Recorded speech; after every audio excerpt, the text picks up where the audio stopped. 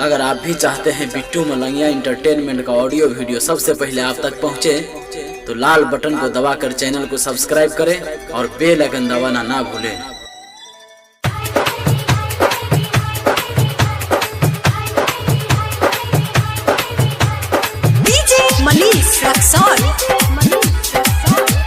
अखन अहाँ सब सुन रहल छी बिट्टू मलंगिया इंटरटेनमेंट के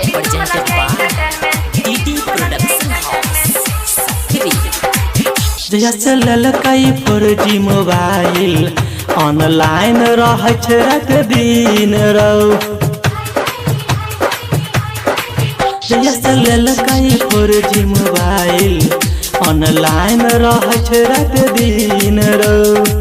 बर छी हतरी बर खेल करी हमारा भौजी के बहिन ललकाई 4G मोबाइल ऑनलाइन रह रात दिन रौ। जैसे ललकाई 4G मोबाइल ऑनलाइन रह रात दिन रौ।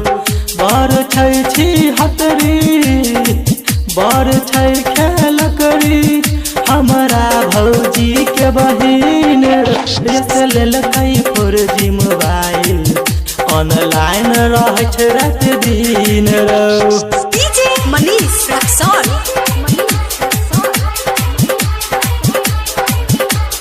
बीगो पर रोज वीडियो बनावे खोज यार रौ।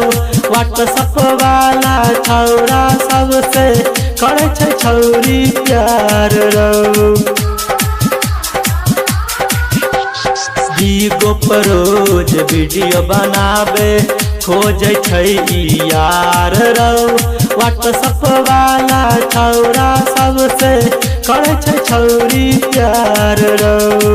रोज हमारा भेजे छै रोज हमारा पठावे छै तू गंदा गंदा सीन रौ। बर छी हतरी भाई रे हमारा भौजी के बहिन रौ। बर छी हतरी भाई रौ हमारा भौजी के बहिन रौ। डीजे बिट्टू मलंगिया मधुबनी।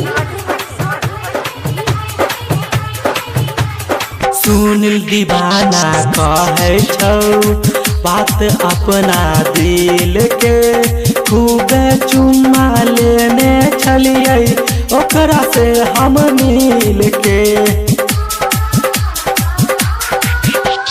बिट्टू मलंगिया कहे छौ बात अपना दिल के खूबे मजा लेने छलिए ओकरा से हम मिल के।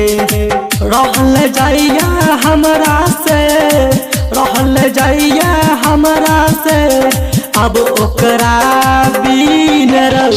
पर छी हतरी भाई रे हमारा भौजी के बहिन रौ। पर छी हतरी भाई रे हमारा भौजी के बहिन रौ। Recording by DD production house Sakri 97 084 45 722।